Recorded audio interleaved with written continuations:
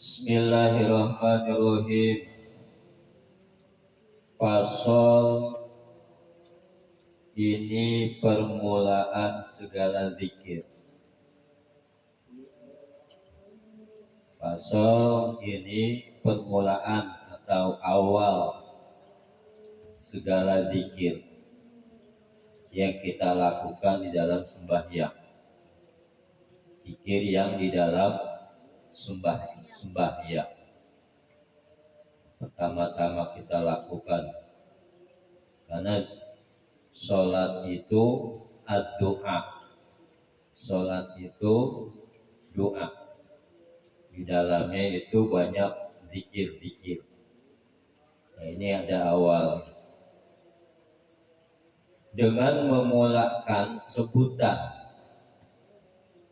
yang diawali dengan sebutan segala lafaz niat. Jadi lafaz niat itu sunnah hukumnya.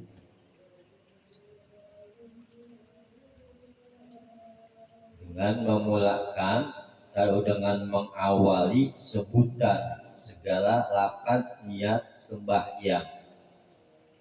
Kenapa sih kita harus memakai lafaz? Agar kita tahu kita sholat apa nih. Seperti umpamanya usolli fardhu zuhri, gitu kan? Oh, berarti kita mau sholat zuhur, untuk mengingatkan. Kalaupun ada yang dia langsung Allahu Akbar, langsung dia niat, nggak apa-apa. Cuma dia nggak mendapatkan pahala sunnah. Ya. Jadi sebutan segala lafaz niat sembahyang.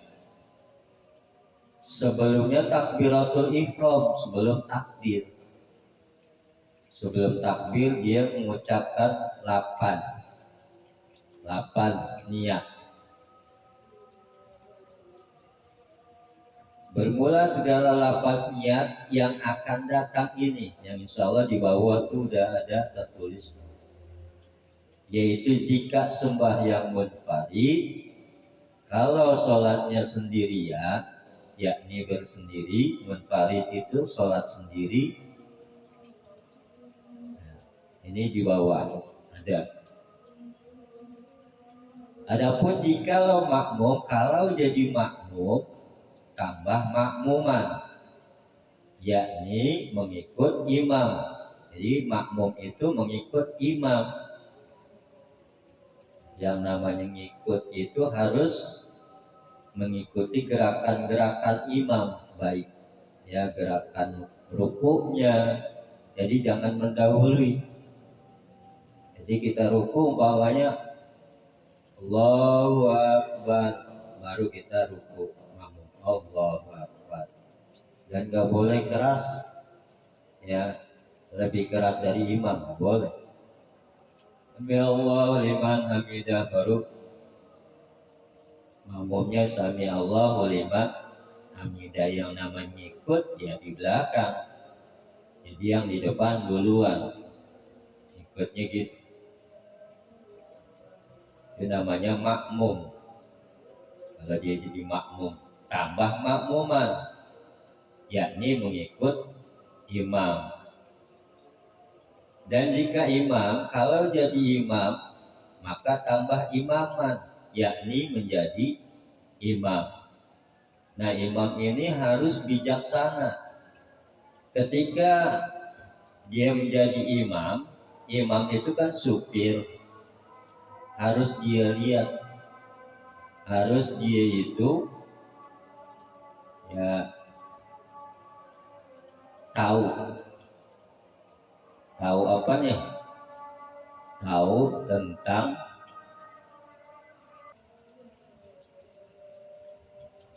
bermula inilah lafaz niat sembahyang. Lafaznya ini sunnah. Bermula inilah lafaz niat sembahyang subuh. Usolli fardhu subhi rakaataini lillahi ta'ala. Begitu kita takbir Allah, nah kita baca artinya dalam hati. Sahjaku sembahyang fardu subuh 2 rakaat karena Allah Ta'ala atau lillahi Ta'ala. Allahu Akbar itu Tuhan yang maha besar. Nah, itu disunahkan juga diartikan. Tapi yang wajibnya cuma 3. Sahjaku, 1 tuh usolli. Yang kedua sembahyang fardu disebut fardu. Kalau dia sholat ya sajaku sembahyang, ya. Tapi nggak sebut fardu paksa. Umpamanya sajaku sembahyang subuh, nggak boleh. Harus dia nyebut fardu. Jadi pertama sajaku saya niat, sajaku saya niat sembahyang fardu. Nah, ta'in ditentukan waktunya subuh, gitu. Sajaku sembahyang fardu subuh ketika takbir. Tuh. Dalam takbir itu Allah, jangan putus niat itu sampai selesai karena Allah Ta'ala.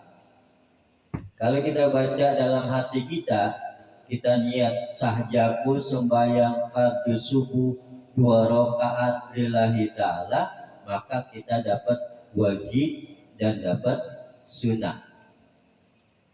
Jadi yang wajib itu 3, sahjaku sembahyang fardu subuh, itu 3. Sahjaku sembahyang fardu subuh 2 rakaat itu sunnah karena Allah Ta'ala sunnah. Gitu. Kalau jadi makmuman sebut makmum. Ketika takbir Allah sajaku sembahyang fardu subuh 2 rakaat makmum karena Allah Ta'ala. Kalau tidak sebut makmum maka tidak dapat sholat berjamaah. Sama aja sholat sendirian. Ya.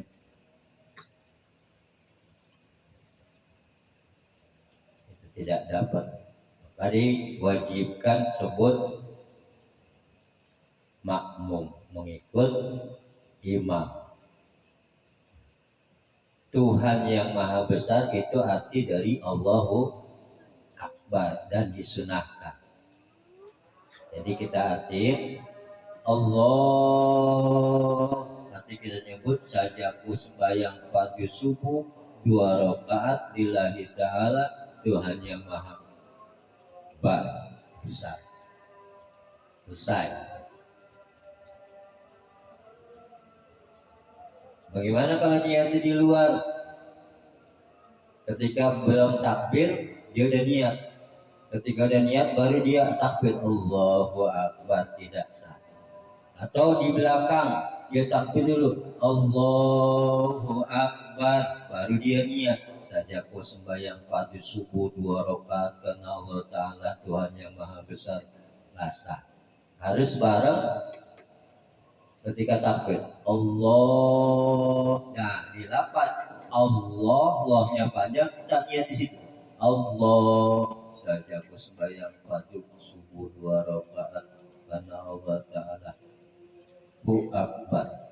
Langsung ketika selesai hu-nya pendek, ak-nya pendek, bar-nya pendek. Allahu Akbar.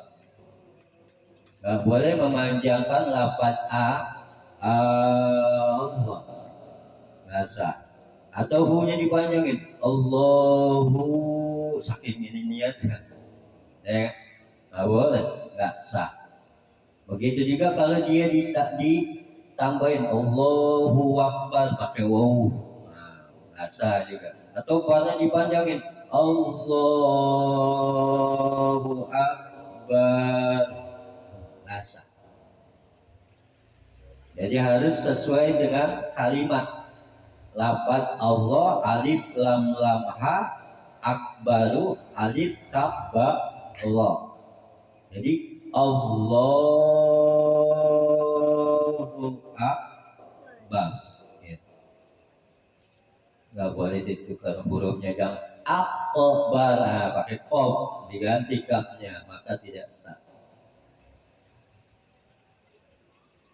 Kemudian usolli, dan jika zuhur, kalau sholat zuhur, usolli fardhu zuhri arba'a raka'atin lillahi ta'ala. Dapat Allah, hati kita sajaku sembahyang fardhu zuhur 4 rakaat karena Allah Ta'ala. Harus 3 itu dapat sajaku sembahyang fardu zuhur. Ya, jangan lupa fardunya di bawah karena itu rukun. Ya.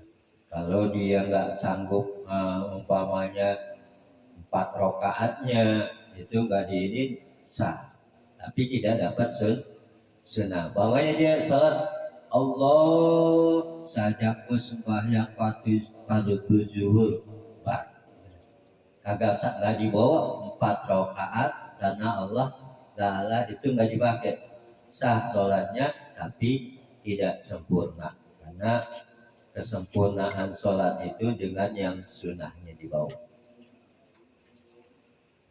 Sajaku sembahyang fardu zuhur 4 rakaat karena Allah Ta'ala, lillahi Ta'ala. Kalau lillahi itu kan bagi Allah Ta'ala atau karena Allah Ta'ala.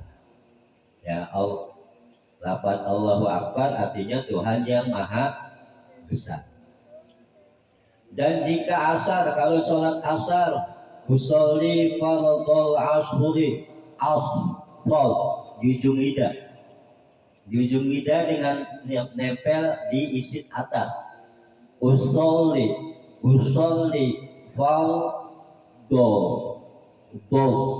jujung ida juga. Usolli fardhu, ya, usolli fardhu asri, pakai ain di tengah tenggorokan. Usolli fardhu asri arba'a raka'atin lillahi ta'ala. Allahnya kita tuh hati kita. Sajaku sembahyang fardu asar 4 rakaat lillahi ta'ala. Hu akbar. Gitu. Harus dijaga, dipelihara huruf-hurufnya, jangan sampai salah arti. Stop, jangan diganti dengan sin, nanti berubah arti. Pakai ain, jangan diganti hamzah. Itu syarat-syarat ya, syarat-syarat ibadah. Makhrajul hurufnya, tempat keluar hurufnya harus tepat, karena itu hak-haknya huruf. Kalau andai dia nggak dipenuhi haknya, marah dia. Gitu. Dan jika maghrib, kalau sholat maghrib, usolli usol, ada sida di senta. Usolli fa'nya dibaca tafkhim tebal. Usolli jangan fardhu, bukan tokolah. Usolli maghribi tipis tarik, ada di bawah ditarik ya. Usolli maghribi di tinggi dah dengan gigi yang di atas. Salasa. Saya insya Allah nanti kita belajar tajwid ya. Kalau sudah selesai satu kitab, kita ganti kitab tajwid. Usolli maghribi salasa. Lahnya panjang karena ada maktobi, ada alif. Salasa. Allah Roka'a pakai ain di tengah tenggorokan. Wat ausatil halki pertengahan tenggorokan. Roka'atin lillahi ta'ala. Allah, lapan Allah. Coba. Allahu akbar. Bau, tebal, baunya, rohnya dibaca tartib. Allahu akbar. Ya. Nah, ada artinya sendiri ya. Ikutin aja yang di atas. Usoli berarti artinya sahjaku. Farodol maghribi sembahyang maghrib. Salasa 3. Wahidun 1. Isnainun 2. Salah 1 3. Salasa rokaatin rokaat. Hitungan ya. Harokat, kalau harokat gerak jalan, itu makanya disebut harokat.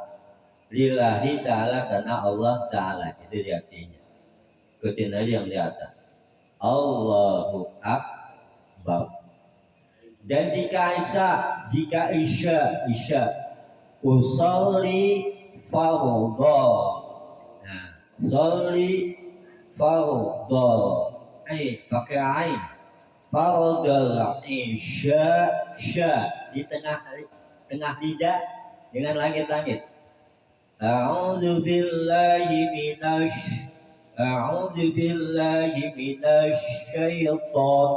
syaitan. Usolli fardhu isya'i arba'a raka'atin lillahi ta'ala. Allah, ketika lafaz Allah kita niat sahjaku sembahyang fardhu isya 4 rakaat karena Allah ta'ala. Allahu akbar. Begitu ta'ala kita udah sampai Allahu akbar. Harus kita dengan qasad ta'rutain kita itu yang disebut apa ya di ininya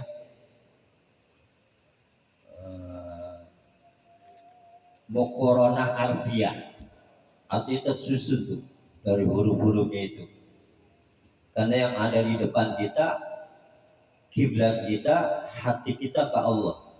Ketika kita takbir, arti takbiratul ihram itu mengucap Allahu akbar. Ihram itu keharaman. Jadi ketika kita takbir Allah, berarti pekerjaan dunia udah nggak ada, karena yang kita hadapkan di situ hati kita sedang menghadap Allah. Badan kita, muka kita kiblatnya ke Ka'bah. Makanya kita wajib menghadap kiblat. Cari arah kiblat dulu baru sholat. Gitu syaratnya. Tinggal nanti bermula ini doa istiftah dibaca sesudahnya takbiratul ihram. Nah, dihafalin nanti ya. Karena ilmu itu sumbernya dari kitab. Setelah dari kitab kita baca. Bahkan kalau ada tambahan ditulis kayak gini, biar kita lebih mengenal huruf per huruf. Ya, itu dari kitab dibaca, ditulis iqra ya, dibaca, ditulis ya, kemudian ditulis dihafal, dimasukkan ke dalam memori kita ya kan, kita simpan, kemudian kita praktekin. Nah, itu yang dikatakan al ilmu nurun. Ilmu itu cahaya, maka dia menjadi ya modal pokok amal. Nah, nurul bil qalbi, adanya cahaya itu di dalam hati. Maka fokus ketika kita ibadah. Ya. Bahkan dalam hadis yang lain, al ilmu bila amal, kalau ilmu tanpa diamalkan kasajari bila saja, seperti pohon yang nggak ada buah. Pohon besar, pohon tapi nggak ada buah, nggak manfaat. Nah, agar manfaat bagaimana ilmu yang kita dapat walaupun sedikit kita amalin. Ya, Insyaallah nanti kita lanjut lagi. Bermula ini doa istiftah. Ya pelan-pelan